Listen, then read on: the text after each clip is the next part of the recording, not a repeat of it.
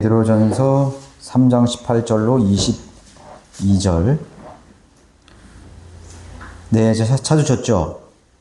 그리스도께서도 죄들로 인하여 한 번 고난을 받으사 의인으로서 불의한 자를 대신하셨으니 이는 육신으로는 죽임을 당하셨으나 성령에 의하여 살림을 받으심으로 우리를 하나님께로 인도하려 하심이라. 그가 성령으로 감옥에 있는 영들에게도 가서 전파하셨으니 그들은 전에 노아의 날에 방주를 예비하는 동안 하나님께서 오래 참고 기다리셨을 때 순종하지 아니하던 자들이라. 방주에서 물로 말미암아 구원받은 사람이 몇 명뿐이니 곧 8혼들이라.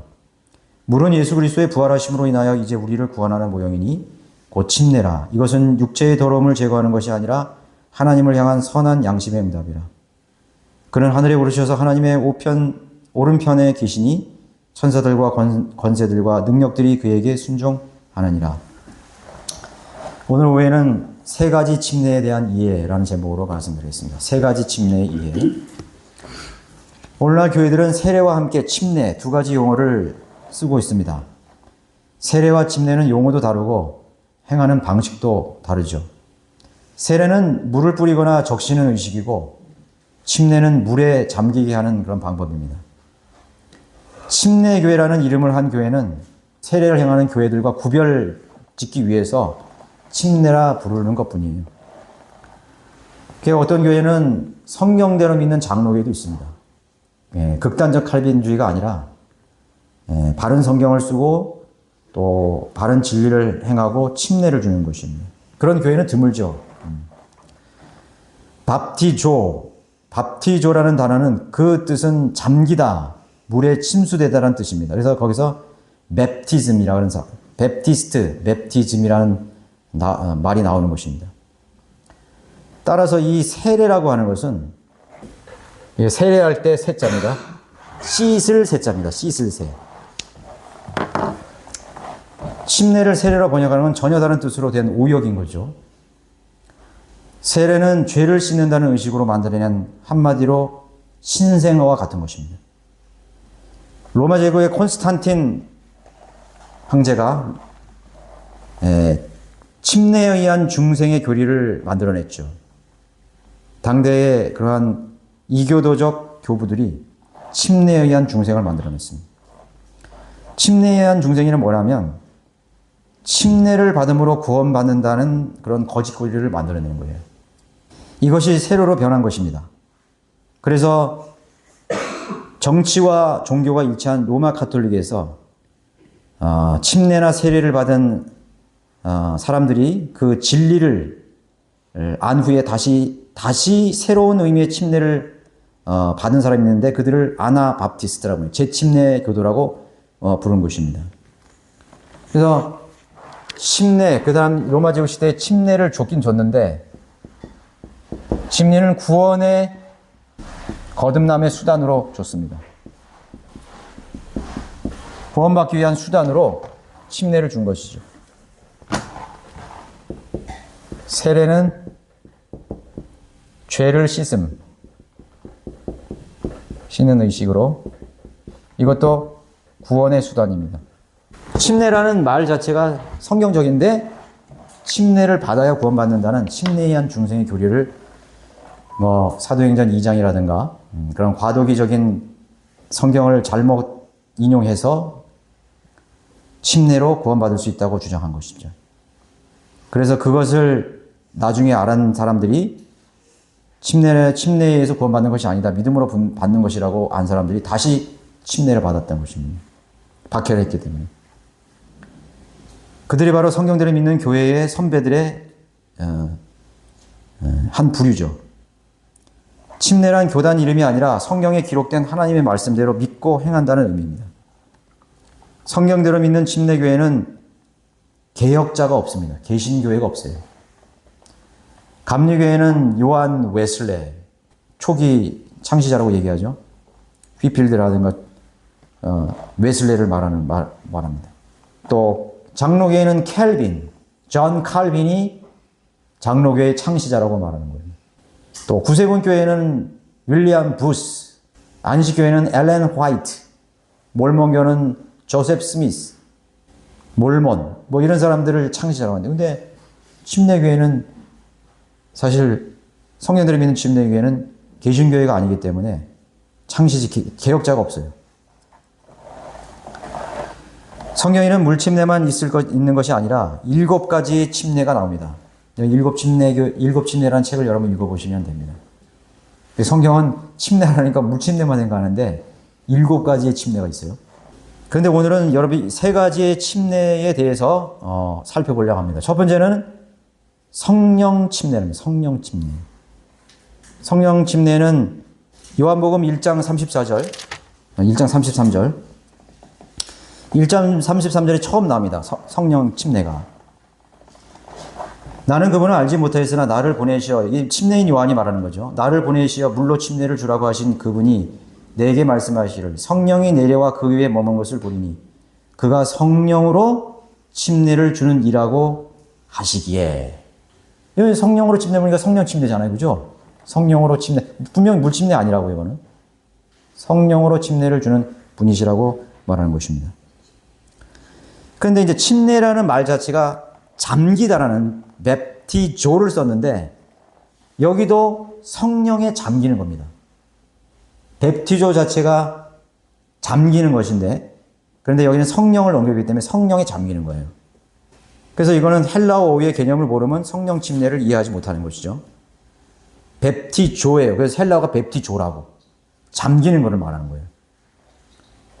침례는 물에 잠기는 것이고 성령은 성령에 잠기는 것입니다. 그래서 이 개념을 이해시키기 위해서 오늘 본문의 노아의 홍수를 얘기한 거예요. 여기에. 거기 지금 물침례 얘기하면서 그 위에는 노아의 방주 얘기하죠. 그러니까 성경은 문맥이 굉장히 중요한 거예요. 근데 여기 이제 노아의 방주를 얘기하면서 물침례를 얘기했다고요. 그럼 하나님께서는 뭔가 노아의 방주하고 물침례하고 연관이 되기 때문에 이렇게 기록하신 거라고요. 그래서 창세기 6장에 가보면은 창세기 6장 가보세요. 지금 이 노아의 방주를 이해하기 위해서는 노아의 방주를 이해해야 되는 거예요. 어려운 건 없는데 하도 그거를 왜곡하는 사람들이 많아가지고 얼마나 하나님께서 이 말씀을 이런 말씀을 통해서 우리 기록했겠어요. 하나님 다 아시기 때문에. 그래서 6장에 가보면 6장 1절에 땅에 사람이 번성했다 그랬죠. 뭐 딸들이 그들에게 태어났고 하나님의 아들들이 뭐 이렇게 사람의 딸들과 결혼하고 하여튼 번성했어요. 또 2절에서는 하나님의 아들들이 등장합니다. 그죠? 하나님의 아들들이 등장하고 4절에서는 사람의 딸들이 들어와서 하나님의 아들들이 사람의 딸들에게 들어와서 자식을 낳았다 그랬습니다.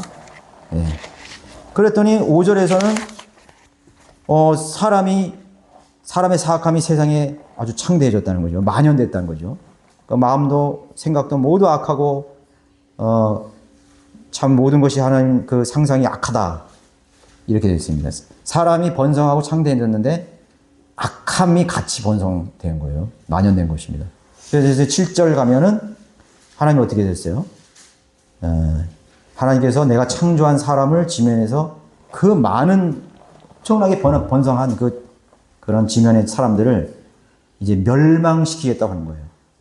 근데 멸망시키는데 짐승들도 다 멸망시키시겠다는 거예요. 그리고 내가 그들을 지었음을 후회하시면 이 후회하신다는 것은 하나님이 계획을 바꾼다는 뜻이에요. 근데 이제 8절에 가보면 노아는 주의 눈에 은혜를 찾았다고 했습니다. 그래서 노아는 세상 사람들과 구별된 의인이었어요. 그리고 하나님과 동행한 사람이거든요. 그 5장에 가보면은요, 5장은 죽음의 장이거든요. 죽음의 장인데, 노아의 이런 계보, 노아의 이런 할아버지, 아버지 쭉 올라오는데, 거기 보면은 에녹이라는 사람이 나오죠. 에녹은 300년 이상 주님과 동행하다가 365살을 살고 하나님이 데려가셨어요. 없어졌어요. 하나님과 동행하다 없어졌습니다. 죽지 않고 없어요. 하늘로 하나님께서 데려가셨습니다. 이거는 휴거의 에녹이 누굴 낳았죠? 무두셀라. 근데 하나님께서 무두셀라를 딱 낳았을 때 에녹이 뭘 알았냐면 세상에 종말이 온다는 걸 알았어요. 종말. 심판. 어떻게 알았을까요? 아들. 아들의 이름의 의미가 심판입니다. 무두셀라의 이름이 심판이라고. 정신을 차린 거예요. 우리 조상들이 1000년을 가까이 살고 막 그렇게 살았는데 왜 아들의 이름을 종말이라 하나님께서 주어주셨을까? 무두셀라가 죽는 날 홍수가 왔습니다. 아시겠어요? 저는 이거 다 계산해 봤어요. 정확하게 들어맞아요. 그래서 에녹은 정신을 차리고 내 아들이 죽는 날 심판한 날이야. 내 아들이 코피만 나도 벌벌 떨었을 거 아니에요. 내 아들이 열만 나도 벌벌 떠는 거야. 하나님 두려워한 거야. 그런데 하나님이 오래 참으셨죠? 969살까지 사는 거예요. 그러나 에녹은 하나님 앞에 너무나 신실하게 살았기 때문에 하나님께서 쫙 데려가셨어요. 종말이 오기 전에, 노아의 홍수 오기 전에 왔다고. 그러면 에녹 다음에 살았던 사람 누구죠? 라멕이라는 사람이 나와요. 근데 라멕은 노아의 아버지거든요. 근데 할아버지죠, 라멕. 라멕 다음에 노아거든요. 노아는 위로라는 뜻인데 라멕도 역시 에녹의 무두셀라의 후손으로서 경건하게 살았다고 추정해 볼 수 있어요. 그래서 노아를 낳았을 때 위로를 받았다 그랬습니다. 그 죄가 만연하고 악하고 음란하고 그 성적으로 부패하고 말이죠. 하나님의 천사들이 내려와서 그 난잡한 그런 이 세상, 폭력이 있고 하나님을 두려워할 줄 모르는 그런 난잡한 세상 속에서 에녹이 경건하게 살았죠. 무두셀라 역시 마찬가지예요. 그리고 라멕도 경건하게 살았을 거라고. 그리고 그 악한 세상 속에서 혼이 영이 괴로워하면서 노아를 낳았을 때 위로를 받았다고 했습니다. 하나님께서 위로를 주신 거예요. 그리고 노아도 역시 아버지의 믿음을 따라서 하나님에 대해서 은혜를 구했다는 것입니다. 그래서 아무튼 이 대략적인 것은 이 홍수, 라멕도 마찬가지예요. 홍수 직전에 사망했습니다. 다 경건하게 사는 이 가계를 가지고 있어요. 에녹서부터는. 이거를 말하려는 그런 것은 아닌데 지금 노아를 홍수에 연관돼서 이렇게 제가 말씀을 드리려고 한 것입니다. 자, 아무튼 이렇게 경건한 사람들의 그런 조상들이 있었어요. 멸망시키기로 했죠. 그래서 지면의 생명체를 죽이시는 수단, 하나님의 심판의 수단으로 물을 하나님께서 선택을 하신 거예요. 물을 선택하신 거예요. 그러나 하나님께서 우주를 이 땅을 심판하기 전에 이미 그 물은 심판의 시선이었어요. 과거에. 왜냐하면 이 우주를 다 물로 심판하셨기 때문에 이 엄청난 광활한 대우주를 물로 다 채우셨어요. 그리고 또 다시 이 땅에, 이 지상에 물로 심판하는 도구로 사용하셨습니다. 호흡을 지닌 존재들은 물에 잠기게 하는 방법이었어요. 그래서 침수입니다. 뵙티조예요. 악인들은 자신의 주위를 떠난 영적 존재들을 멸하시는 방법이었죠. 그러니까 이제 영적 존재들이 사람의 딸들과 결혼해야 하기 위해서는 육체를 입어야 되는데 그 육체를 입을 때 허파호흡을 하는 피조물로 그 창조물로 변화된 거라고요. 예. 사람의 모습을 보면 그 후손도 나온 후손들도 거인들도 허파호흡을 하는 것입니다. 숨을 쉬는 만큼 그 숨을 끊기 위해서 하나님께서 물을 하나님께서 심판의 도구로 사용했던 것입니다. 과거에 그 타락한 전사들을 심판하실 때 동일한 방법으로 심판을 하신 거예요. 네. 자, 그래서 침수는 곧 죽음이요 멸망을 뜻하는 것입니다. 반대로 살고자 했던 하나님의 은혜를 구했던 노아의 가족들은 그 홍수, 물에 잠기는 일로부터 보존받기 위해서 물 위에 뜨는 그 도구, 방주를 예비하라고 했던 것입니다.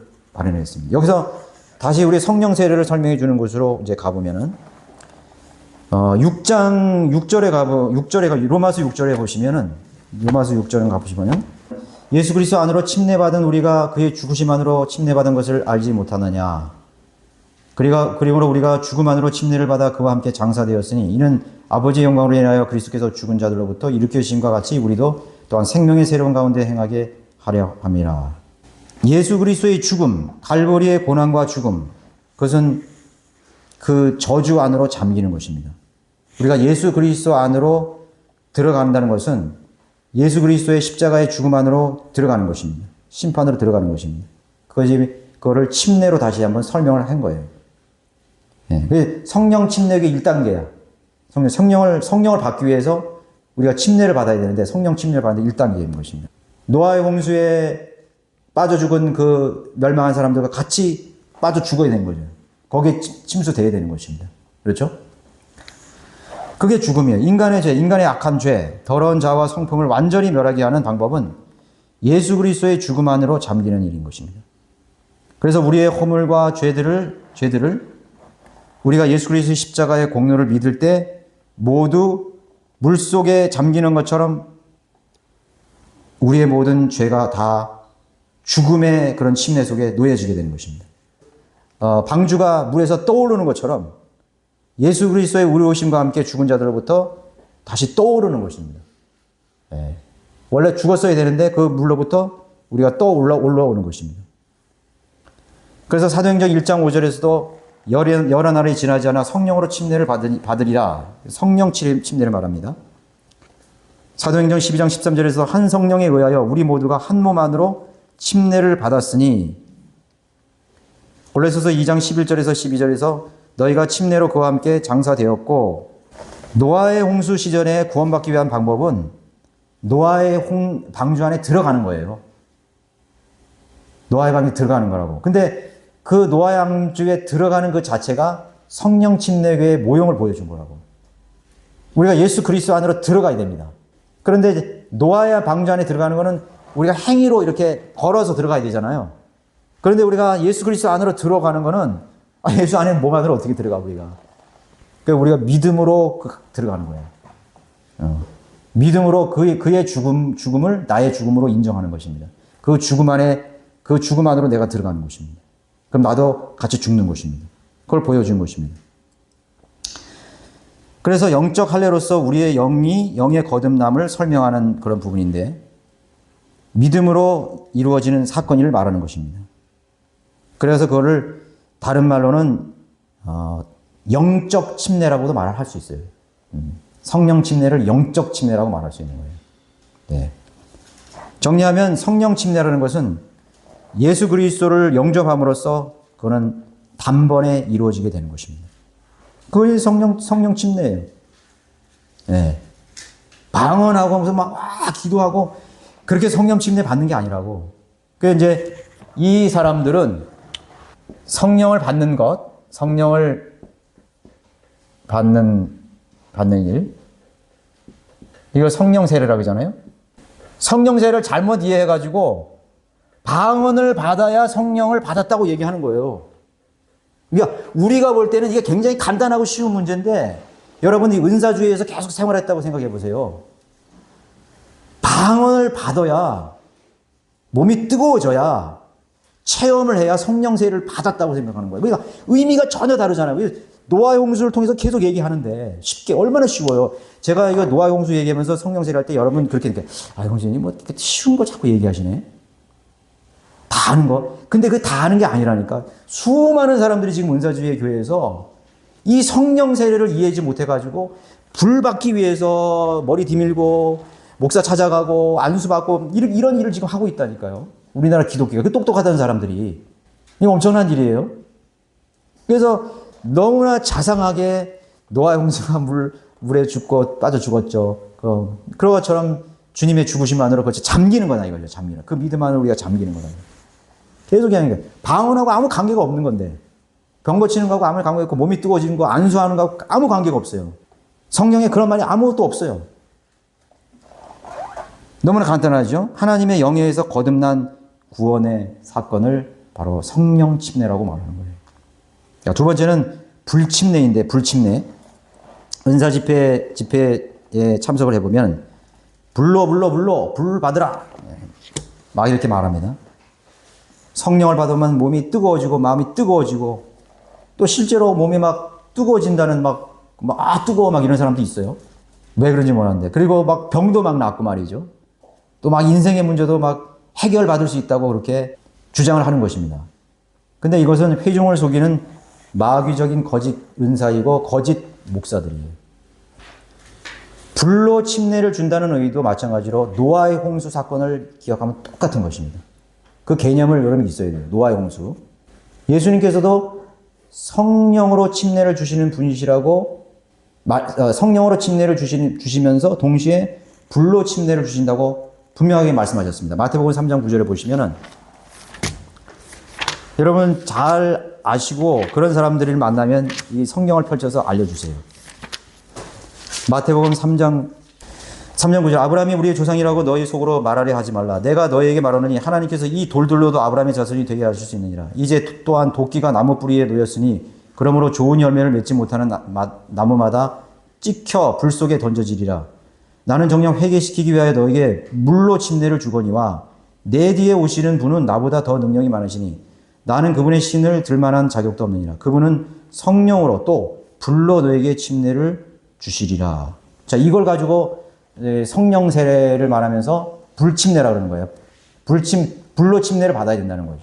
그게 성령치라는 거예요. 근데 그 뒤에 또 설명하고 있잖아요. 12절 그분은 손에 키를 들고 자기의 타작마당을 철저히 정결케 하시어 자기의 알곡은 모아서 창고에 들이실 것이나 쭉정이는 꺼지지 않는 불로 태우시리라 하더라. 그러니까 불로 침례를 주는 건 뭐예요? 쭉정이가 불 속에 들어가는 걸 말하는 거야. 그거는 지옥의 심판을 얘기하는 거예요.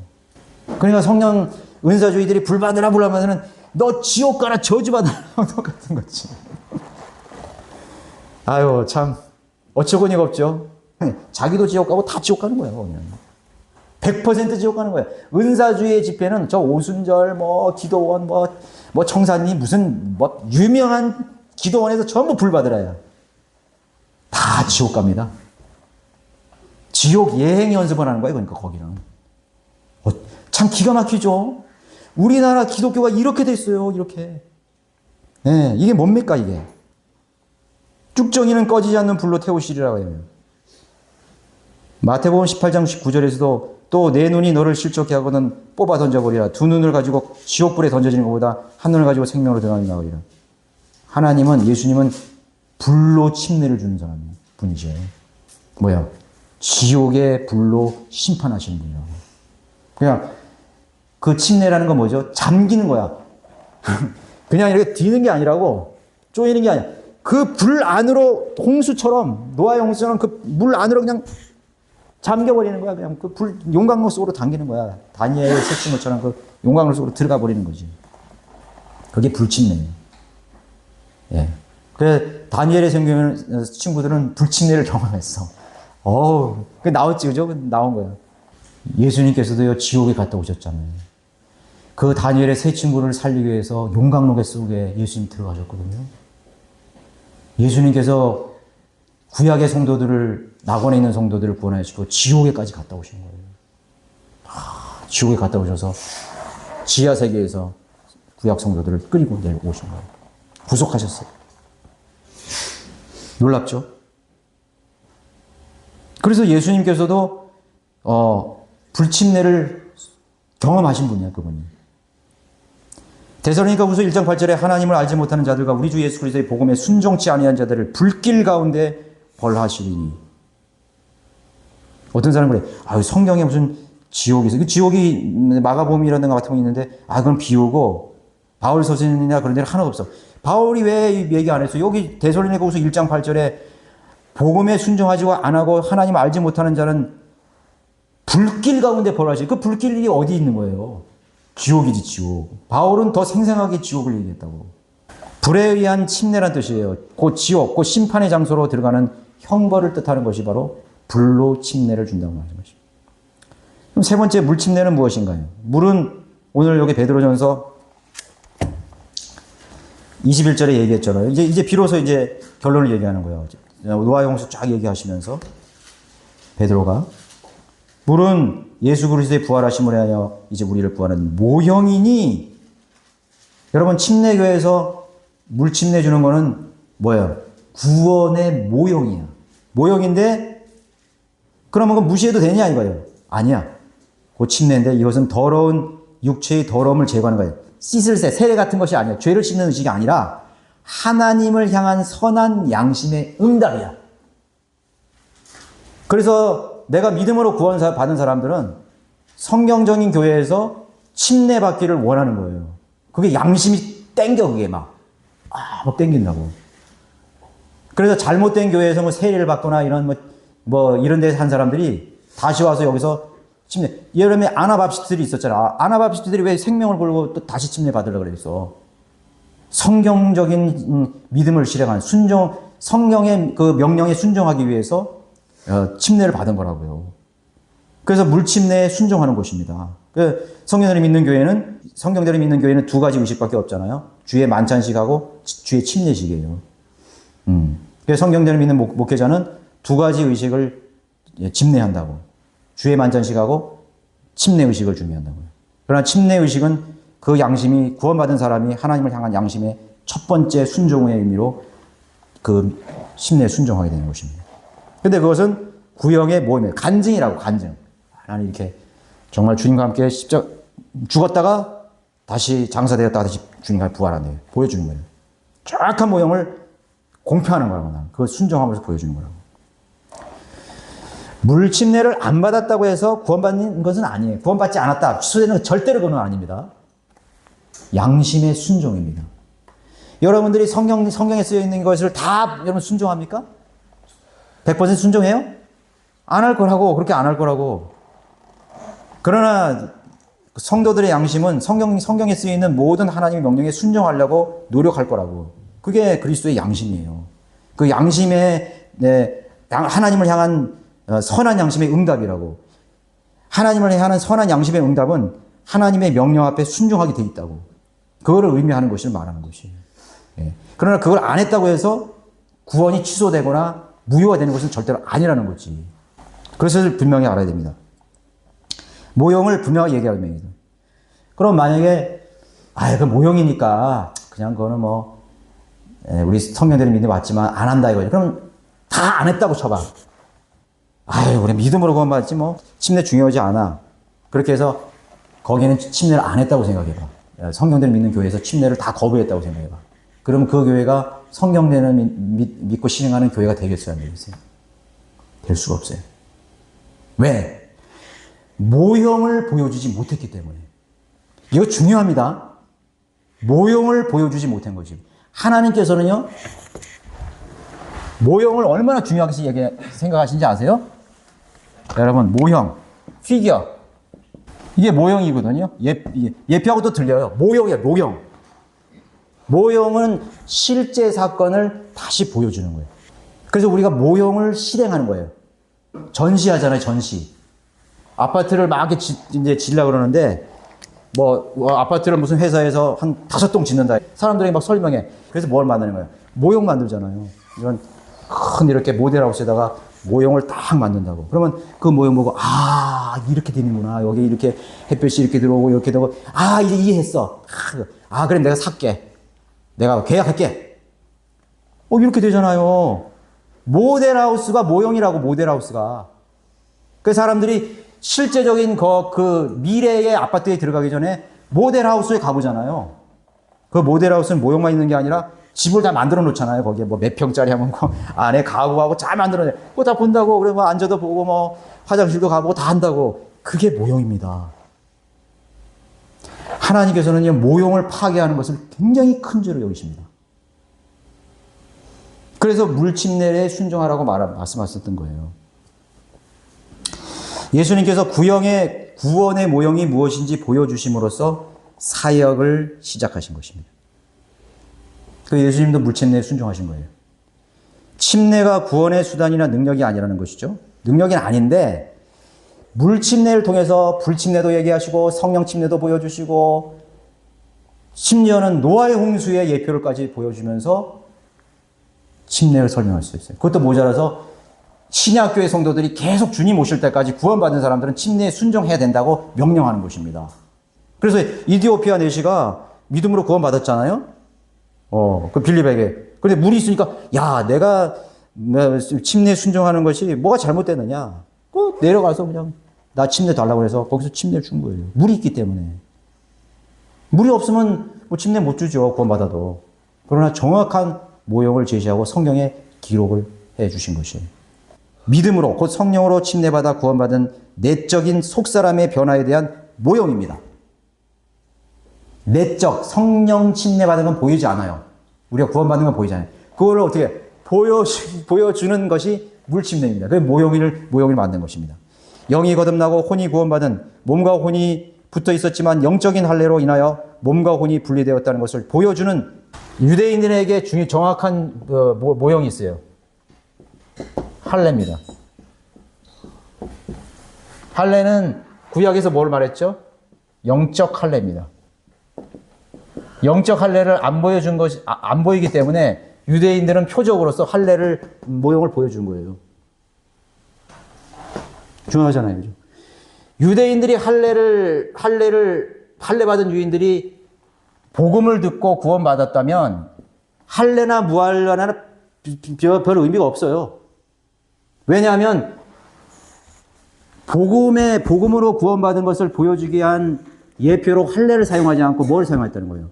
침례를 하나님께서 사용했다는 거예요. 침례로 사용했어요. 그래서 할례가 아니에요, 지금. 할례가 아니라 설명하기 위해서 영적 할례를 설명하신 거지. 유대인들의 할례를 설명하지. 표피를 벗어난 거죠. 몸, 혼, 영이 분리되는 것입니다. 다. 우리가 구원받기 전에는 육체가 우리 혼과 붙어 있었거든요. 이렇게. 그리고 영으로는 영이 죽었기 때문에 떨어지지 않았던 거예요.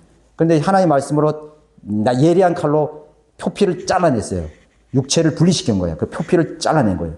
그러니까 몸, 혼, 영이 정확하게 분리된 것입니다. 우리의 마음과 생각과 깨끗해진 거예요. 양심 이런 것들이 다 분리된 것입니다. 자, 그래서 물침례는 세례로 대치될 수가 없어요. 세례는 내적인 영적 할례나 영적 거듭남을 보여줄 수 있어요, 없어요? 절대로 보여줬어요. 그래서 바이블 빌리버 선배들이 목숨을 걸고 세례를 거부한 겁니다. 대단한 깨우침이에요, 그 사람들이.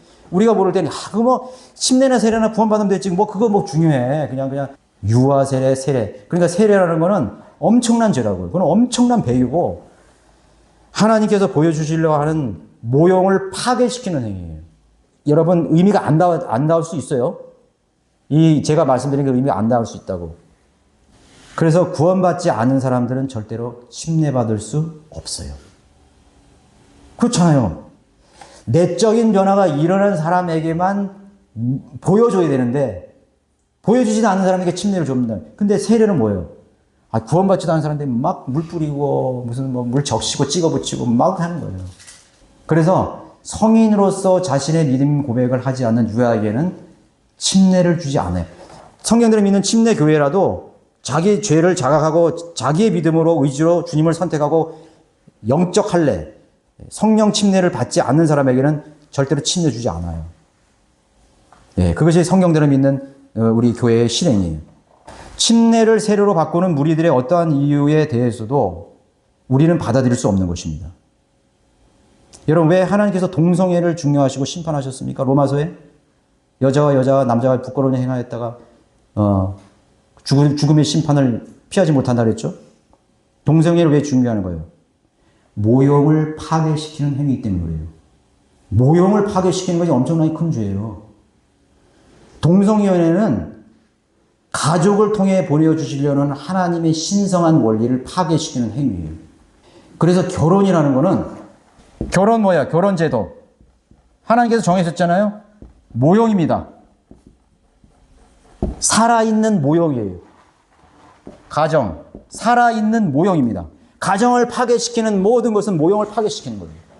신랑 되신 예수 그리스도와 신부인 교회의 모형을 부부의 모습을 통해서 보여주는 것입니다. 그 바울도 얘기했죠. 주님께서 그 교회를 자신의 몸같이 사랑하면서 내 아내를 내 몸같이 사랑하라. 우리 교회가 주님을 존중하고 하나님의 말씀을 순종하고 명령에 순종하듯이 내 아내들은 남편에게 복종하라, 순종하라. 그게 모형이에요.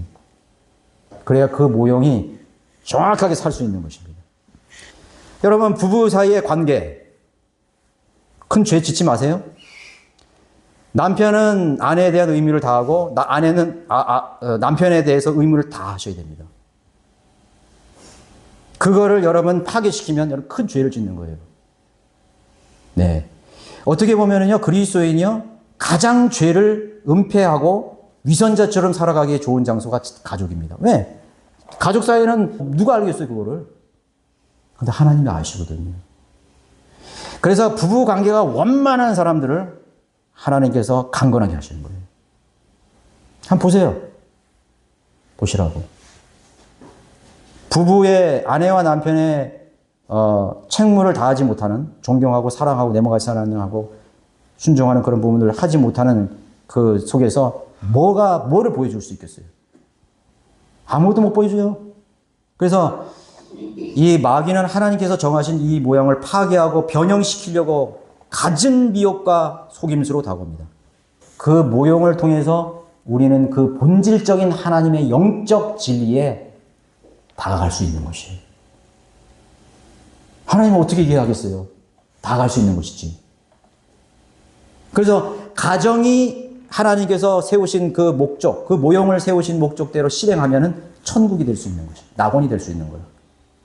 그것이 파괴되는 순간 지옥같이 되어버리는 거지.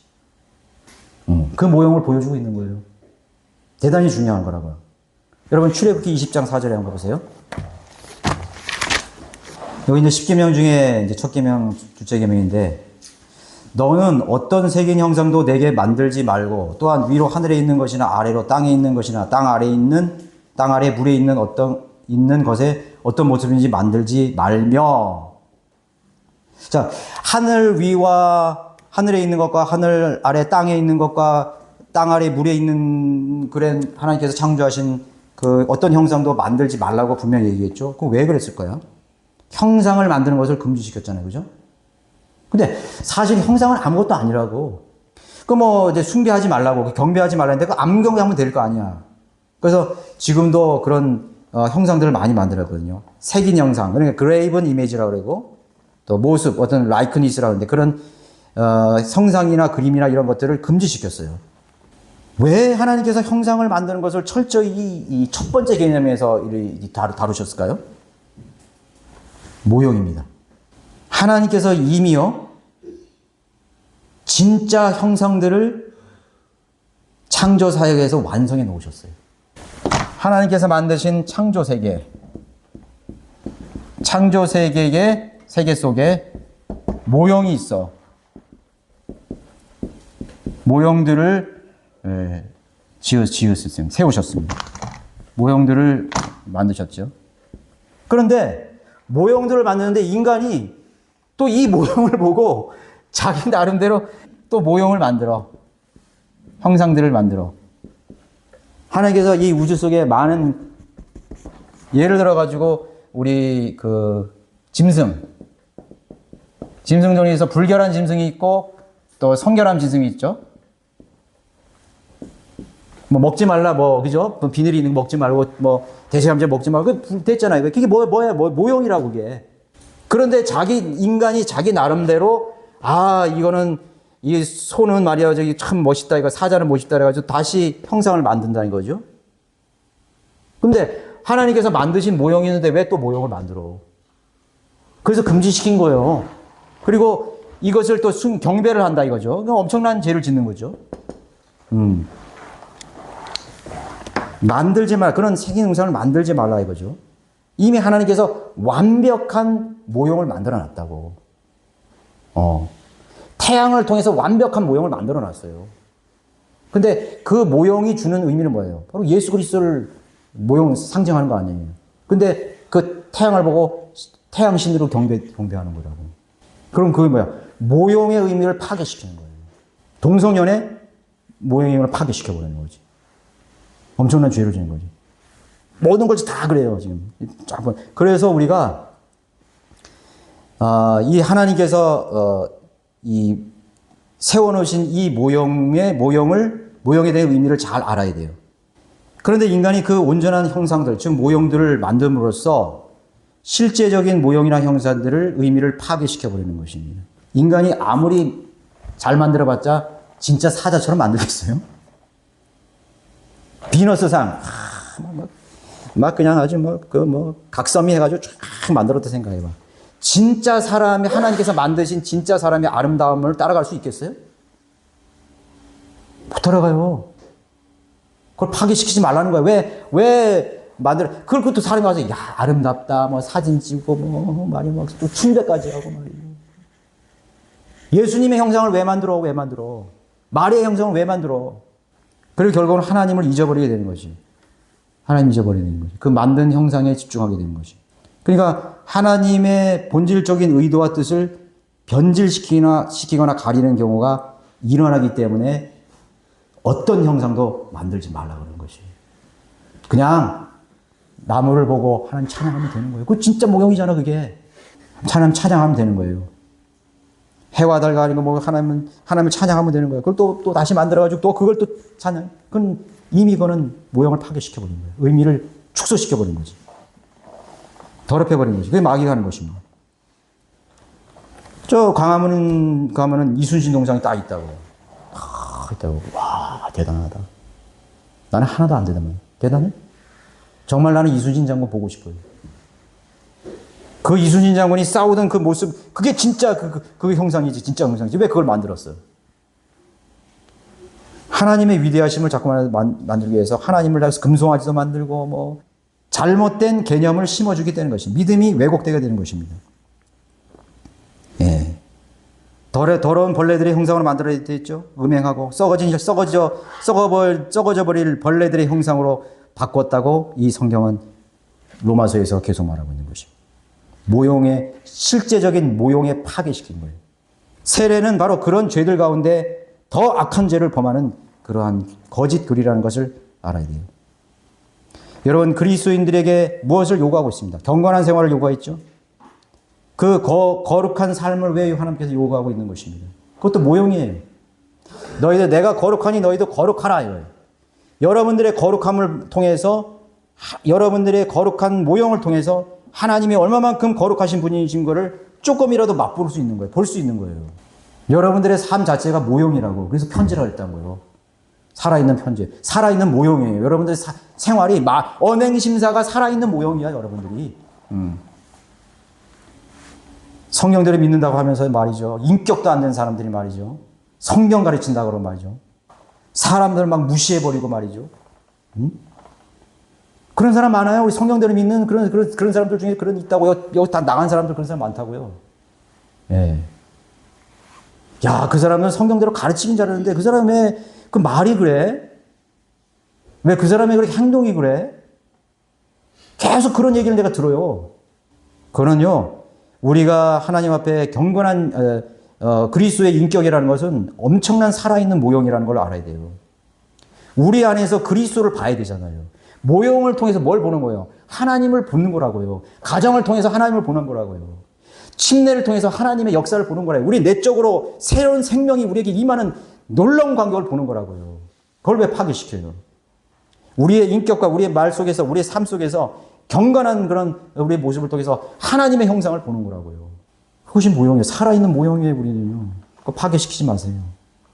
순종하세요. 철저하게 그것을 보여주세요. 그래서 하나님은 종교적인 그런 위선, 종교적인 형식을 하나님께서 증오하시는 것입니다. 거룩한 척하는 니콜라파, 그는 모형을 파괴시킨 것입니다. 거룩한 삶을 흉내내는 자들이 종교적인 위선자죠. 예, 그는 모조품에 불과하다는 사실을 말해주고 있는 것입니다. 하나님께서 우리 모형을 이제 다 끝내실 날이 올 거예요. 우리 이제 여러분 가정 여러분 섬기기 힘들죠? 여러분 가장으로서 아내로서 또 자녀들 돌보고 그러나 최선을 다하시지만 힘드실 거라고. 힘드실 거라고. 그러나 우리는 그것을 인내하고 참고 어떻게 하면 그 우리의 생애를 통해서 하나님께서 세우신 그 모형의 모습을 통해서 위대하신 주님의 은혜와 사랑과 그분의 풍성한 그런 진리를 우리가 나타내야 될 그러한 책임을 갖고 있어요. 온 우주 만물의 이 모형들이 자신의 역할을 잘 감당하고 있어요. 노래하고 향기를 내고 나무는 나무대로 돌은 돌은대로 별은 별대로 자신들이 하나님이 세우신 그 목적대로 지금도 그 자리에서 신실하게 주님을 찬양하고 있어요. 우리 인간들, 우리 사람들, 은혜 받은 우리 사람들이야 얼마나 더 하나님 앞에 우리의 모습을 통해서 하나님을 증거해야 되겠습니까? 기억하시며 살아가시 바라겠습니다.